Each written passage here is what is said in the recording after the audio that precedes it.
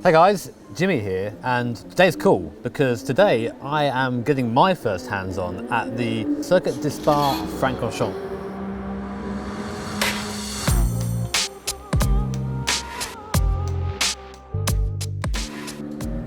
Right, so here we are and on circuit. We're just about to start a lap. Now, on the first lap round, I'm not going to be throwing this car around. I'm going to be going around fairly slowly and talking about racing lines, which are very important, of course, when driving any racing track, be it real life or in a simulator.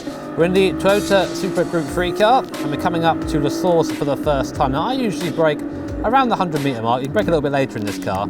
And you have two lines, really. You want to try and almost come in and just clip this curb a little bit, then straight line the exit all the way out here to the curb on the left. Try and really make sure you aren't scrubbing the tyres, because doing that is how you lose time. It'll be as smooth as possible. Now you're coming down to one of the most iconic corners in the world. We'll take it quite slowly down here. This first part is Rouge. Follow the dark surface through there, come over the top, straight line it over the top of Radion, and again to the curb here. It's all about turning as little as possible. It might sound a little bit counterproductive when you're coming up to a corner at 200 kilometers an hour, but nice and easy through there is how you're going to gain time. Now coming up the Camel straight, a lot steeper than you think it is, and now braking for Lake. The good guys brake just at the start of this curb here. And the curbs can be good or bad. Sometimes if you're running a bit of a low setup, a bit of a stiff setup, hitting the curbs is not the best way to go. So just get as close as you can without touching them. And again, just straight line down. Now you're coming down to Rouge. This is a downhill braking zone. So it's important to brake early here and expect the car to understeer. Get it in nice and tight on the inside here. If you've got a lot of grip, you can then go to the outside to prepare yourself for no name. Actually, I think it's called X nowadays. Again, use the curb here, some bottles on the inside, don't touch those, but you can run very wide on the exit, almost touching this little AstroTurf there on the right. Then get back on the power, coming down to Pool. This is probably one of the trickiest corners on the circuit for me, because it's all about getting the apex right. Turn a bit later than you think. Come in, touch this curb here, then go wide, come back in. And again, just be nice and smooth. It's so easy to lose time there if you're being a bit too aggressive. Now for the Piff Baff, or the Fanish Chicane. A bit of a tricky one. Usually it's kind of a low downforce, low speed corner, usually third or fourth as I am now. And it's all about getting the exit right. The first part doesn't matter so much, the second part does, because this is where you can lose a lot of time. You come up now to Stavlo 1 and 2. Turn in late here and then aim for the curb on the left. Don't be afraid of using the curb. Use it to get a nice wide line to Stavlo 2. If you get it right, you can just about be flat coming out of Stavlo 2. Then it's full throttle all the way up the hill. Now we're coming up to Blanchemont, one of the fastest corner on the circuit. It's an absolute thrill if you get it right. So watch me now stack it and get it wrong. And the Supra, a little bit of a lift on the way in just for this. Again, try and touch the curb, or almost touch the curb. Don't be afraid to run a little bit wide here. Now look for the white line on the circuit, which comes up about here. That's your braking point at maximum speed for the bus stop.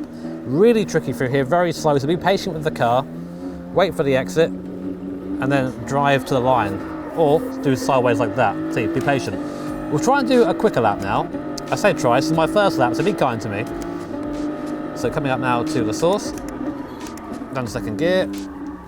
Yeah, a little bit wide there. Easy on the power on exit, let the car grip up. And now just take a little bit of a break. Look down below, the corner snaking up the hill in front of us is Rouge. Absolutely fantastic corner to go through. We'll see if we can go through it flat, because that's the goal. No, a little bit of a lift through there.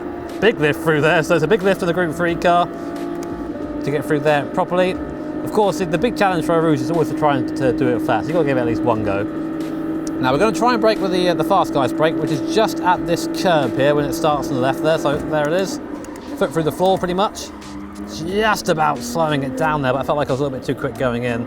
Get all the way over to the left here, then pitch it into the right. You want one movement if you can. A little bit too much power there, the car was understeering on the power. And again, early brakes for Rouge, early brakes, nice and patient. Keep it into the inside, a little bit too slow through there, but you get the idea. On the power through here. Brush the brake to get the car rotating. And supplement that power. Rip that bollard, he's gone. And now coming down to Pool. Let's try and get at least one corner right on this lap, shall we? Down on the brakes, turn in, soft, and again aim for here. Try and feel what the tyres are doing. The tyres there just completely not cooperating with me. Maybe you shouldn't take my word here for this lap. Fanish Chicane. Nice and easy through here. You wouldn't believe that I've driven a couple of 24-hour races here, would you? Need a bit more practice in these Group 3 cars. It's very slippy on this Astro out here. Try and avoid that. And through Stavlo 1. It is definitely a brush with the throttle through Stablo 2. You can't quite go flat through there. Well, I can't anyway. Let's see how Blanchimont is. Usually it's a little bit of a blend in a Group 3 car, so I'm going to guess it's probably the same. Maybe even a downshift in this. Let's have a look. Yeah, big lift through there, but it's important to do that. You don't want to go spearing off into the wall. Look for our white line. There it is. Probably get away with braking a little bit later there. Cranking on the lock. Easy on the power this time. Let's try and get sideways. And that was a rather messy lap of Spa. 221.3. Not quite as quick as our superstars. We'll have another go though. Got a ghost to beat this time. That's a different line through the source. Got the power a bit earlier. Now we know from our last time through that Rouge isn't flat, which is a bit of a shame. Definitely not. So it's gonna be a big lift through there on the way in, and just try and focus on the exit up the Kemmel. So we'll come through, tap the brake. Oh, the car's sliding there. You see my ghost going over the top, pretending that radial doesn't exist. And even then on the exit, very hard to get the car back into line once the front tyres load up. Let's see if we can catch Mr. Ghosty, shall we? Can look for our braking point. Right at this curb here, heavy on the brakes. Flat on the brake pedal. Come back off again. It's easy. It's very easy to come off the brakes a little bit too sharply. You've got to be nice and soft going off the brake, but quite a severe movement going onto it. You can brake a bit later here. Brake at the curb on the left there. There you go. That's better. So you're carrying a lot more speed in. A little bit of throttle just to push us around. And again, brush the brake. Got to be very easy here, because I know the car wants to go wide here. There's a bollard from the last lap. Poor fella. Now pull on. A little bit of a slower entry, I think, in this car. There you go, nice and soft. And back on again.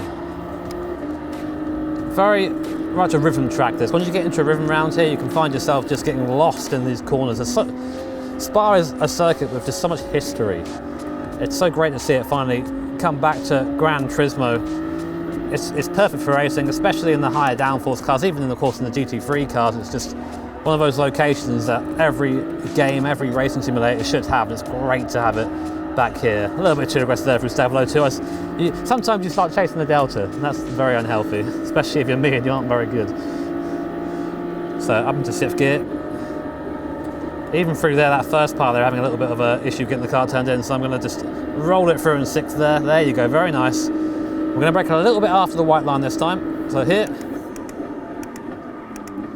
try and turn a bit early, use a bit of this curb. The curb's quite severe on these bus stops here, so it's quite easy to knock them the right way, or the wrong way, sorry, and get the car rotating the way you don't want. There you go, a bit better. 219.7. I think we can go faster. There's a lot of time to be gained here in the bus stop. Using 1st gear now easy on the power. It's going to want to spin up. Don't let it. You see there, we gained 3/10 in one corner alone. It's all about just identifying the areas you're a little bit weaker. Again, brush off, back on the power. I'm going to turn left nice and early here. Oh, that's a little bit close to track limits, but we'll pretend we didn't see that. The stewards are on their lunch right now, so it's all good. And again, we're looking for that curb on the left. Maybe brake just a hair before it, just a hair. There you go. A little bit too aggressive there, but you're getting the idea of the lines here. This is how you learn a circuit. Maybe at first you won't quite be as quick as the guys out there, but that's the progression.